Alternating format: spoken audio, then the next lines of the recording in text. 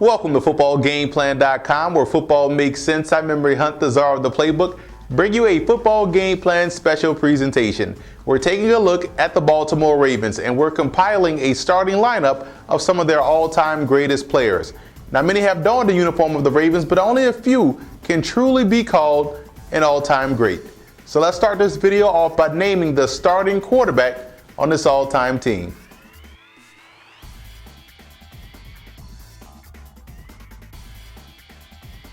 I'm going to tell you right now, you can say what you want about Joe Flacco, but I'll take him in any big game situation. One, this guy is not afraid of the moment. He always comes through. He's going to play his best game, and he has ice water in his veins. So even though it's early in his career, I think he is the starting quarterback on this list.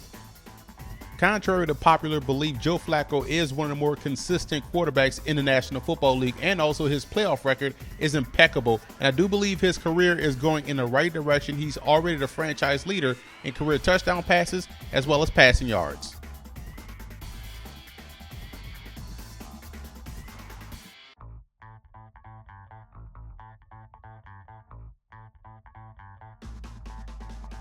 I think Jamal Lewis was a special back, and a lot of people just assumed he was a power back because of his ability to run people over, and you look at his size, but he had breakaway speed and surprising foot quickness. I mean, he's one of only 27 backs in NFL history to crack that 10,000-yard barrier. To me, that definitely makes him one of the all-time greats. To go from Jamal Lewis to Ray Rice just tells me that the Ravens are set up for success in the backfield for a very long time. And Ray Rice is one of the best young stars in the National Football League. And you look at his 52 career rushing yards, puts him second all-time on the Ravens all-time rushing list. And I do believe by the time his career is over, he'll be another back to cross 10,000 yards.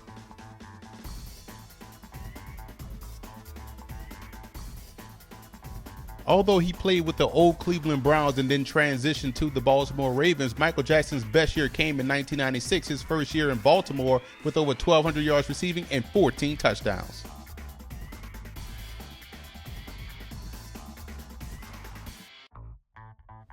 Like fine wine, Derrick Mason got better with time. He was a consistent #1 option for the Baltimore Ravens during his time there, was very productive well into his 30s. Derrick Mason is also the all-time receiving yardage leader in team history. In 4 out of the 6 seasons in Baltimore, he topped over 1,000 yards. Todd Heap was a 2-time Pro Bowler early in his career for the Baltimore Ravens, a guy that has over 40 touchdown passes receiving and over 5,200 yards receiving as well, making him second all-time on their all-time receiving list. This guy was also an excellent blocker, made him one of the more complete tight ends in the league.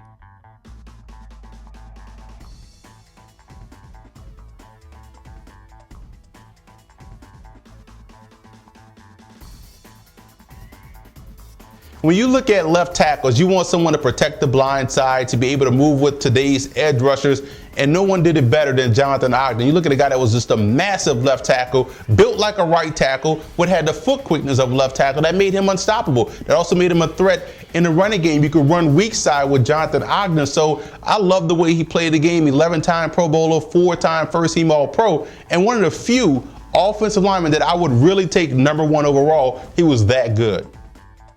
Edwin Mulatalo put in some good years for the Baltimore Ravens and was a key cog on that offensive line in 2003 that paved the way for Jamal Lewis's record-breaking 2,000-yard season. Rarely do you take a guard in the first round, but Ben Grubbs proved his worth by being a starter from day one and also was a Pro Bowler in 2011. Mike Flynn played his entire 10-year career in Baltimore from 1998 to 2007. Definitely an integral part to the team's success, especially in the running game throughout his time in Baltimore. Nicknamed Zeus, the late Orlando Brown was a massive right tackle that did a great job in sealing the edge in the running game and also keeping quarterbacks well protected in the pocket.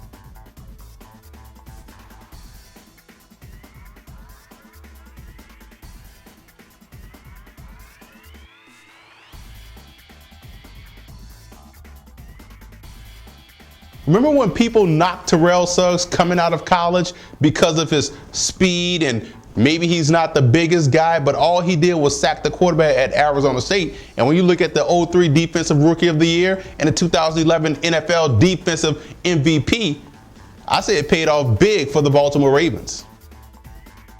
You can't find a guy at that size, 6'4", 350 pounds with that athleticism, and that's what Haloti Ngata brings to the table, which is why he's been one of the more dominant defensive tackles in the National Football League.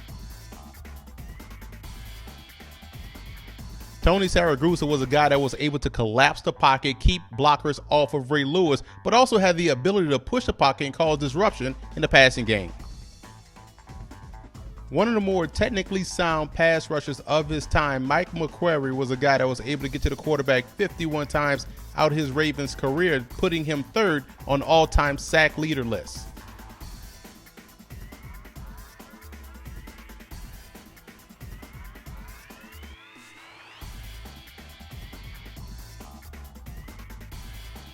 I think a lot of people forget about Peter Boulware and what he brought to the table. He was really that combo guy, played some defensive end at an all-pro level, played some linebacker at a Pro Bowl level, and was the 1997 Defensive Rookie of the Year. Very underrated player in Ravens history.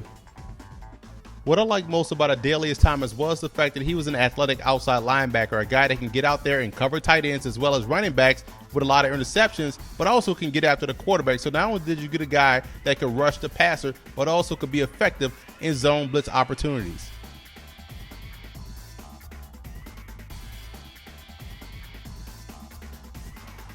To play at an all-pro Hall of Fame level for 17 years, words can't even begin to describe the impact Ray Lewis had on the game from a football standpoint and from a passion standpoint. That's what you want from a middle linebacker. That's actually what you want out of every NFL player. Ray Lewis by far is one of the best linebackers in NFL history.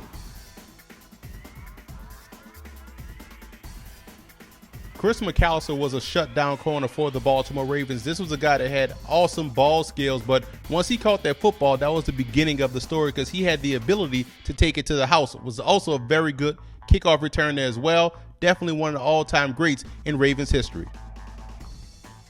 Dwayne Starks had great instincts for a cornerback, and when you look at what he was able to do over the course of his career, although it was brief, 4 years in Baltimore, he averaged 5 interceptions a season, did a great job in judging when or when not to break on routes, and 9 times out of 10, he was usually right. Kim Herring put together a solid career in Baltimore, a guy that was a relentless run stuffer, strong safety, but also wasn't a liability in pass coverage. I love the way he played the game.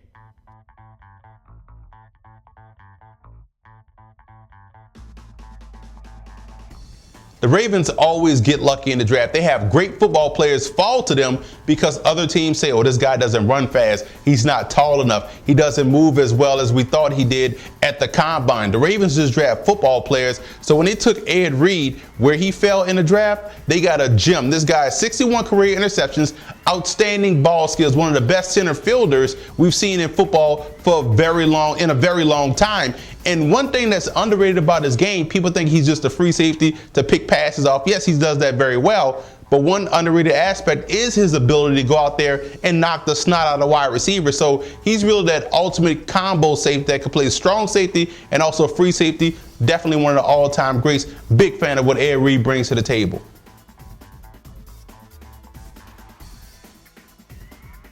One of the original Browns that moved along with the team to Baltimore, Matt Stover, was an outstanding kicker, played 17 seasons with the organization, and you look at a guy that was an All-Pro and a Pro Bowler in 2000, accurate kicker, over 83% kicking percentage as a Raven.